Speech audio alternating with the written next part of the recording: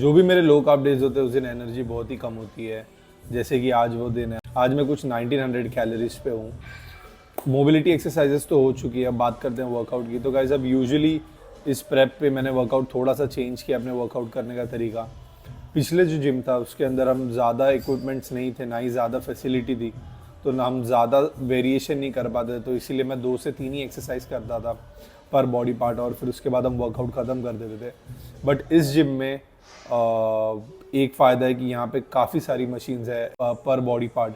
जैसे यहाँ पे चेस्ट के लिए 2 से 3 मशीन है, शोल्डर्स के लिए 2 से 3 मशीन है, तो हम उन सब का इस्तेमाल करके आज अपना पुश डे कंप्लीट करेंगे।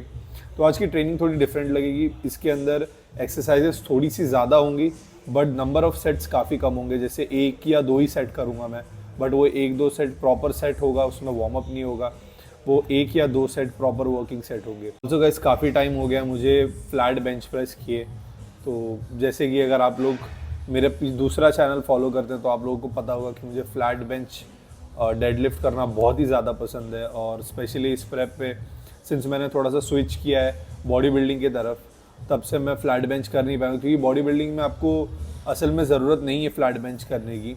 काफ़ी दूसरी एक्सरसाइजेज हैं जो आप करके अच्छी चेस्ट डेवलप कर सकते हैं। बट आज काफ़ी दिनों बाद मेरा मन कर रहा है कि मैं फ्लैट बेंच पे थोड़े से सेट्स करूं और फिर उसके बाद अपना पूरा पुश वर्कआउट कंप्लीट करूं। इसके ऊपर वार्म अप सेट हो चुका है, अब हम करेंगे 3 वर्किंग सेट। रैप रेंजेस इसके अंदर कुछ 6 से 8 होंगे, इससे ज़्यादा नहीं करेंगे क्योंकि ये खुद एक कंपाउंड लिफ्ट है, तो इसमें आइसोलेशन इतने रैप्स करने के कोई मतलब नहीं है। एंड सिंस ये फर्स्ट एक्सरसाइज है वर्कआउट के लिए, तो हमारे पास ज़्यादा स्ट्रेंथ है, तो इसके अंदर कोशिश करेंगे कि ज़्यादा से ज़्यादा हम वेट उठा पाए, जिसको हम 6 to 8 रैप्स के लिए परफॉर्म करें। तो this is going to be the first working set.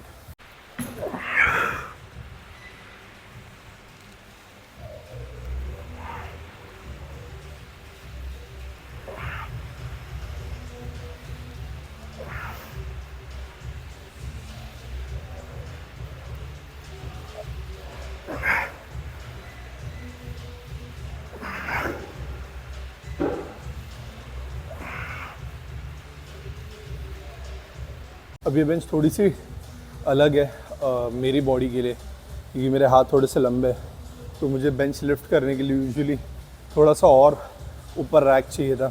Usually मैं अपनी बेंच इसीलिए स्क्वाट रैक्स पे परफॉर्म करता हूँ, क्योंकि वहाँ पे मैं एडजस्ट कर सकता हूँ अपनी हाइट के हिसाब से, बट आज के लिए इसी से मैनेज करते हैं।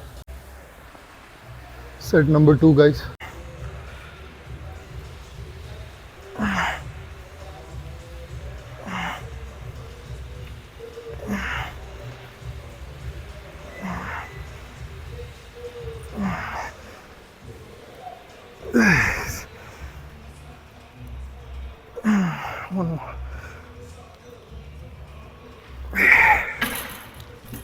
मुझे बेंच किए काफ़ी टाइम हो गया है, स्पेशली फ्री वेट, इसलिए फॉर्म थोड़ा सा अजीब हुआ है आगे पीछे रैक अनरैक की वजह से। बट अगर कंटिन्यूस प्रैक्टिस करूँगा तो काफ़ी इम्प्रूव हो जाएगा। बट वो मोटिव नहीं है, आज सिर्फ for a change bench press कर रहे हैं, नहीं तो मैं यूजुअली कोई मशीन पे या तो इंक्लाइन डंबल से अपना चेस्ट वर्कआउट शुरू करता हूँ। Last set, best set.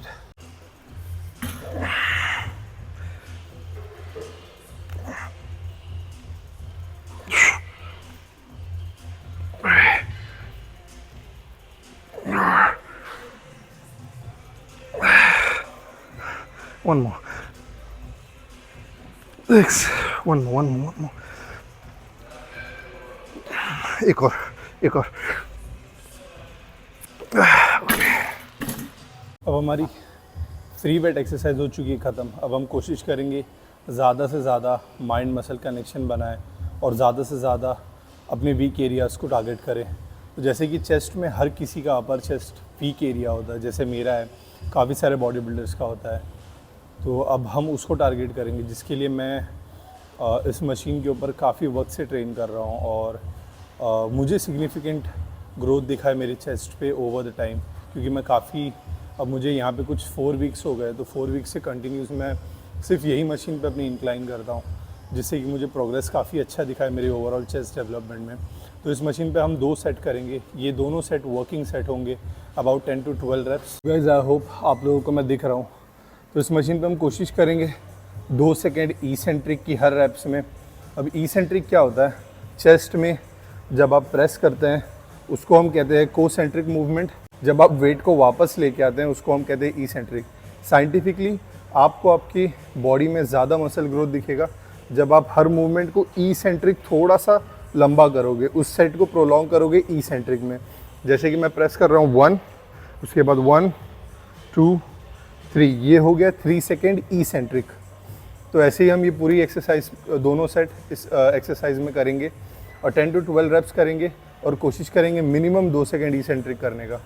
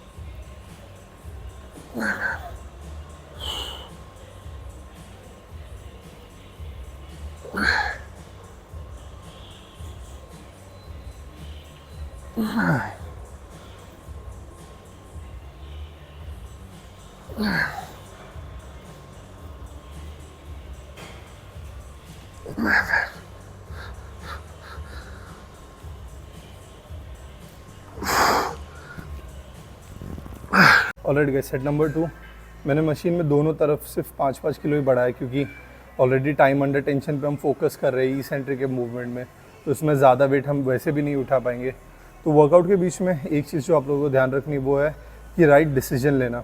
कभी कभी हम ईगो में आके ज़्यादा वेट भी उठा लेते हैं, जो कि कभी कभी ठीक है। कभी कभी जिस दिन आपकी नींद पूरी, आपकी डाइट पूरी, आपकी एनर्जी अच्छी है, उस दिन ठीक है, बट डेली ये चीज़ करना आपको इंजरी रिस्क कर सकता है। और स्पेशली जब आप बॉडी बिल्ड कर रहे हैं तो आपको हर सेट में, हर एक्सरसाइज में हैवी करने की ज़रूरत नहीं है। आप प्लान कर सकते हैं हर एक्सरसाइज।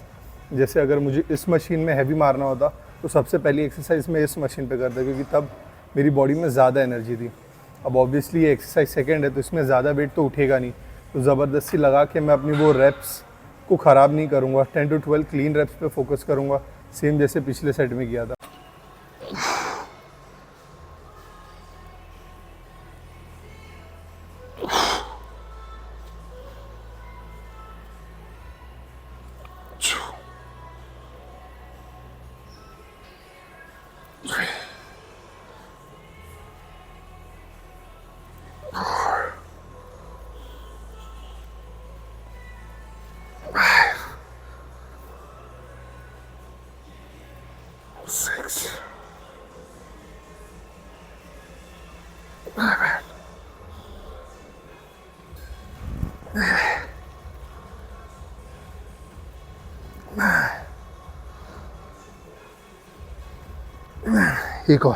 एक और हासिल।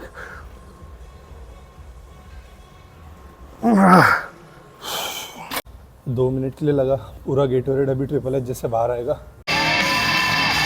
गाइस, अब हमने 2 एक्सरसाइज हैवी प्रेसिंग पे कर ली। पहली बेंच थी, दूसरी इंक्लाइन मशीन प्रेस थी। अब हमारी जो पुशिंग मसल्स है वो थोड़ी फटीक हो गई है। इसके बाद अगर हम एक और पुशिंग एक्सरसाइज करेंगे तो हम वो उतना एफिशिएंटली परफॉर्म नहीं कर पाएंगे। तो हम क्या करेंगे, इन मसल्स को थोड़ा सा आराम देंगे और उसके बीच में हम ट्रेन करेंगे एक आइसोलेशन एक्सरसाइज, ताकि हमारी ये पुशिंग मसल्स रिकवर हो जाए और हम दूसरी एक्सरसाइज भी कर लें। तो तीसरी एक्सरसाइज के लिए हम ट्रेन करेंगे अपने लैटरल डेल्ट को, ताकि क्योंकि हम पुश कर रहे हैं तो पुश में चेस्ट, शोल्डर और ट्राइसेप तीनों आते हैं। तो अभी हम ट्रेन करेंगे अपने लैटरल डेल्ट को, जिसके लिए हम करेंगे एक 90 डिग्री लैटरल रेजेस। मैंने कभी ये एक्सरसाइज ज़्यादा की नहीं है, मेरे ख्याल से मैंने अपनी लाइफ में 1 या 2 बार ही एक्सरसाइज की है। बट आज फॉर अ चेंज, क्योंकि मुझे मशीन करना था और मशीन जिम में ऐसे लगी हुई है कि मैं वहाँ पे कैमरा सेट नहीं कर सकता, तो मैं आप लोगों को एक्चुअली में वो करते हुए दिख नहीं पाऊँगा। तो इसके हम करेंगे 3 सेट। फर्स्ट सेट जो होगा वो वार्म अप होगा, लाइट वेट से करेंगे, माइंड मसल कनेक्शन बिल्ड करने का ट्राई करेंगे। और बाकी के जो 2 सेट होंगे वो वर्किंग सेट होंगे फॉर 10 to 12 रेप्स और मे बी मोर।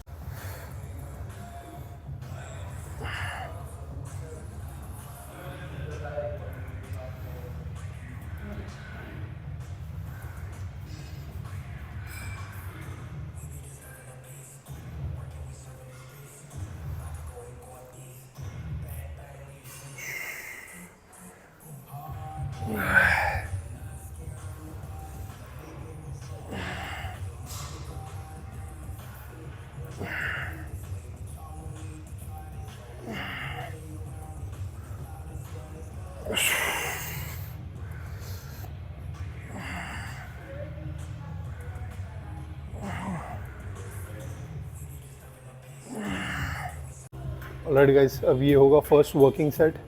इसके ऊपर भी हम ई-सेंट्रिक, जैसा कि मैंने आप लोगों को पिछली एक्सरसाइज में समझाया था, वैसे ही ई-सेंट्रिक इस पर भी करेंगे 10 to 12 रेप्स।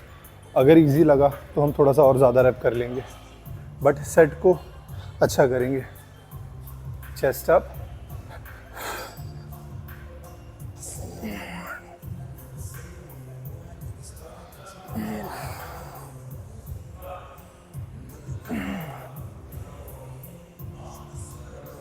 four, 5, 6,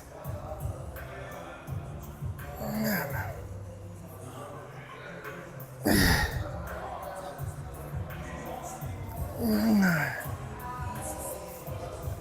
10,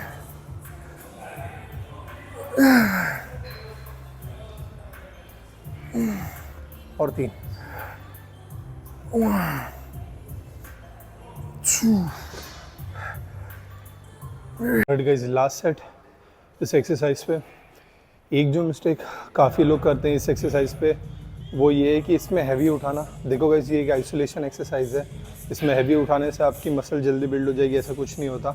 आपका सिर्फ फॉर्म ही ख़राब होगा।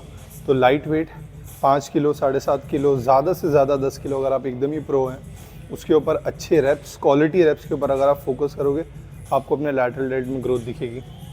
Last set, best set. 1, 2, 3,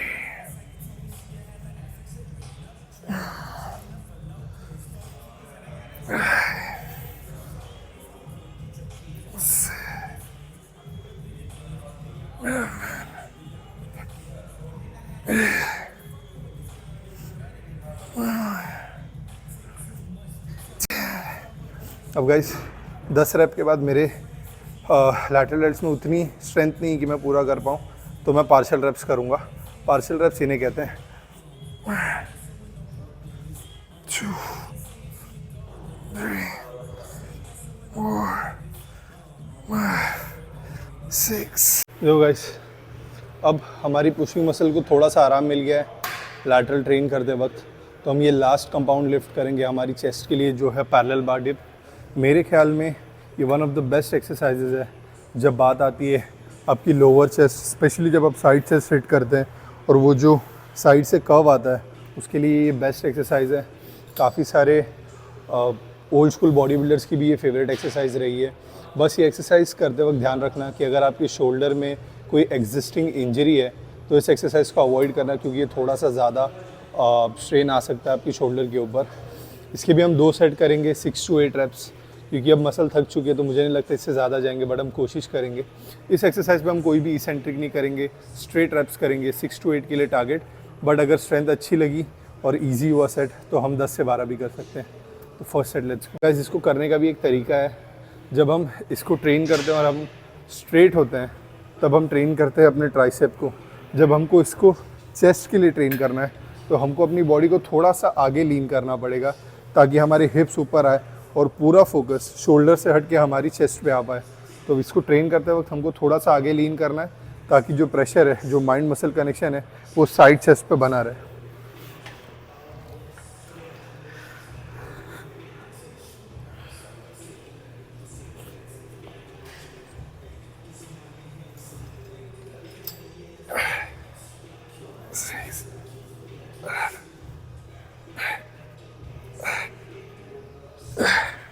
बदन में ज़्यादा चर्बी होने की वजह से रेप्स करना थोड़ा सा मुश्किल है, लेकिन जैसे जैसे फैट कम हो रहा है वैसे वैसे स्ट्रेंथ भी बढ़ रही है।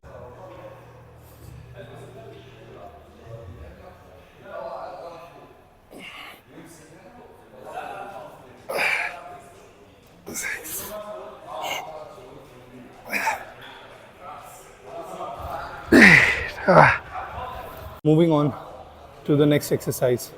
अब हम करेंगे लास्ट एक्सरसाइज हमारे शोल्डर्स के लिए, जो होगा फ्रंट डेल्ट। फ्रंट डेल्ट के लिए बाबल रेजेस करूँगा मैं, बाबल फ्रंट रेजेस, जिसमें मैं ग्रिप चेंज करूँ। फर्स्ट सेट में ओवर हैंड और सेकंड सेट में अंडर हैंड। ऐसा कोई मेजर रीज़न नहीं है ये एक्सरसाइज करने का या ग्रिप चेंज करने का। इट्स जस्ट अंडर हैंड थोड़ा सा ज़्यादा मुश्किल होता है ओवर हैंड से, तो पहले ओवरहैंड करके फटीक हो जाएगा, उसके बाद थोड़ा सा सेट को चैलेंजिंग बनाने के लिए हम करेंगे अंडरहैंड।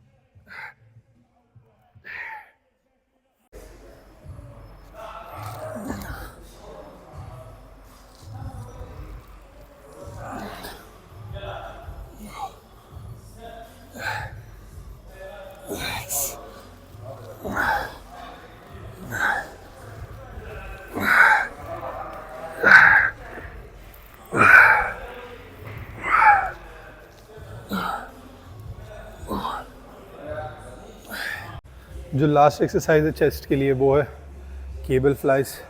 अब ये जो स्पेसिफिक फॉर्म है, देखो अगर आप बॉडी बिल्डिंग कर रहे हो और आपने पंपिंग आयरन नहीं देखी है तो आप, मुझे नहीं लगता सच में बॉडी बिल्डिंग फ़ैन हो। पंपिंग आयरन में आर्नोल्ड ये फ्लाइज को पूरी ही नीचे करती है, पूरे ही तरीके से नीचे करता है। अब डेफिनेटली वैसा तो मैं न दिखने वाला नहीं हूँ, ना ही मेरी चेस्ट दिखेगी, बट उस वक्त से जब से मैंने देखा है, मैं हमेशा कहीं ना कहीं ऐसे वाइड केबल्स ढूंढता हूँ जहाँ पे मैं एक्सरसाइज कर पाऊँ। लकीली ये जिम में है तो मैं इसमें करता हूँ। 2 सेट करेंगे, पहला सेट हो चुका है, ये होगा वर्किंग सेट। इसको फेलियर तक लेके जाएंगे जितना कर सकते हैं। अगर इस वेट पे फेल हो जाएंगे तो प्लेट्स कम करके वेट और फिर ड्रॉप सेट भी करेंगे।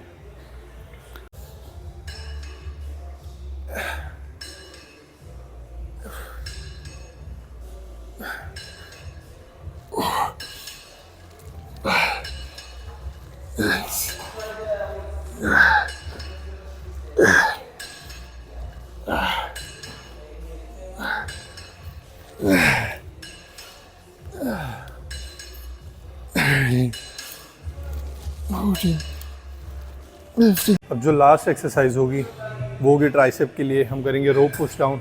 इसे हम करेंगे टोटल 3 सेट्स। पहला सेट जो होगा वो होगा वार्म अप सेट और बाकी जो 2 सेट होंगे वो होंगे वर्किंग सेट। पहला वार्म अप सेट करते हैं।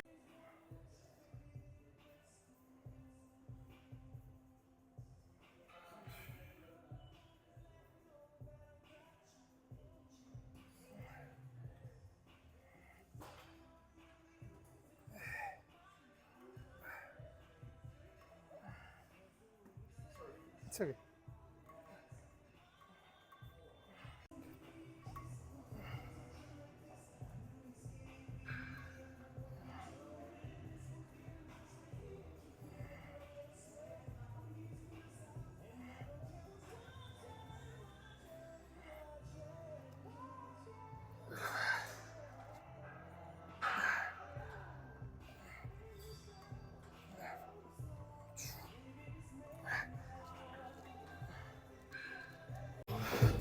Last set, best set.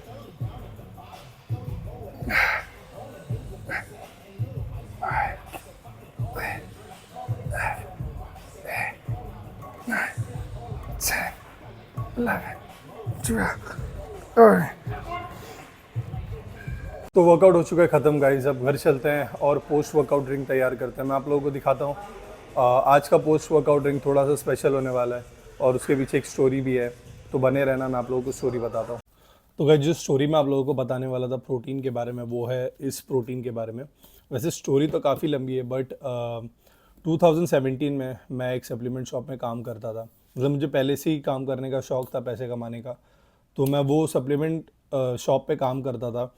और ये उस वक्त का, अभी भी, बट उस वक्त का ये सबसे महंगा प्रोटीन था। ये सेम डब्बा उस वक्त मेरे ख्याल से 8-9 हज़ार का मिलता था। और उस टाइम पे जो हम प्रोटीन खरीदते थे या नॉर्मली लोग खरीदते थे वो 3-3.5 हज़ार से ऊपर नहीं होता था। बट ये इतना सा डब्बा उस वक्त 8 हज़ार का होता था। तो मैं इतना क्यूरियस होता था उस वक्त, क्योंकि मुझे इतनी नॉलेज थी नहीं और मैं जस्ट स्टार्ट कर रहा था अपनी जर्नी फिटनेस इंडस्ट्री में हैज़ अ ट्रेनर और हैज़ अ सप्लीमेंट शॉप पे काम करने वाला। तो मैं जब भी कोई आता था मुझसे ये डब्बा ख़रीदने, तो मैं उससे पूछता था कि ये टेस्ट कैसा करता है यार, और मतलब इसके रिजल्ट्स कैसे हैं और इसका फ्लेवर कैसा है। क्योंकि गाइस ये हाइड्रोलाइज्ड प्रोटीन है, तो ये सबसे प्योर फॉर्म है प्रोटीन का। एक होता है कॉन्सेंट्रेट, एक होता है आइसोलेट और एक होता है हाइड्रोलाइज्ड। तो ये सबसे प्योर फॉर्म है प्रोटीन का। तो मैं हमेशा बहुत ही क्यूरियसली पूछता था उनसे, और उस वक्त जिम जाना ही मेरे घर पे बहुत बड़ी बात थी। मतलब मुझे अपने घर वालों को कन्विंस करना पड़ता था कि जिम जाना है, क्योंकि ऐसे कोई था नहीं घर में जिसने जिम किया था। तो वो सीधी सी बात है, पेरेंट्स का एक कंसर्न होता है कि ये जाएगा, इसको चोट ना लग जाए या कुछ उल्टा सीधा ना कर ले, अपनी बॉडी ना ख़राब कर ले, या मतलब कुछ भी कुछ भी। तो उस वक्त कन्विंस करना ही बहुत बड़ी बात था। तो ये 8,000 का डब्बा तो ऑलमोस्ट इम्पॉसिबल था। बट जब मैं ये प्रोटीन खरीद रहा था, ये डब्बा मुझे दिखा अचानक से, तो मुझे याद आया कि मैं कितना क्यूरियस होता था उस वक्त ये डब्बा और बाकी सारे महंगे महंगे प्रोटीन यूज़ करने के लिए। अब तो काफ़ी साल हो गए उस बात को, और मैंने मतलब इससे भी अच्छे अच्छे प्रोटीन यूज़ किए, लेकिन ये डब्बे से मेरी थोड़ी सी स्पेशल मेमोरी है उस इंसिडेंट को लेके, कि मैं कितना क्यूरियस हुआ करता था ये सारे डब्बे लेके। गाइस इसी के साथ आज का ब्लॉग करते हैं ख़त्म। अगर आपको ब्लॉग पसंद आया हो और अगर आपको वर्कआउट हेल्पफुल लगा हो, तो make sure to subscribe, make sure to like, make sure to share this video. और मिलते हैं अपने अगले वीडियो में। तब तक के लिए stay strong and keep working hard.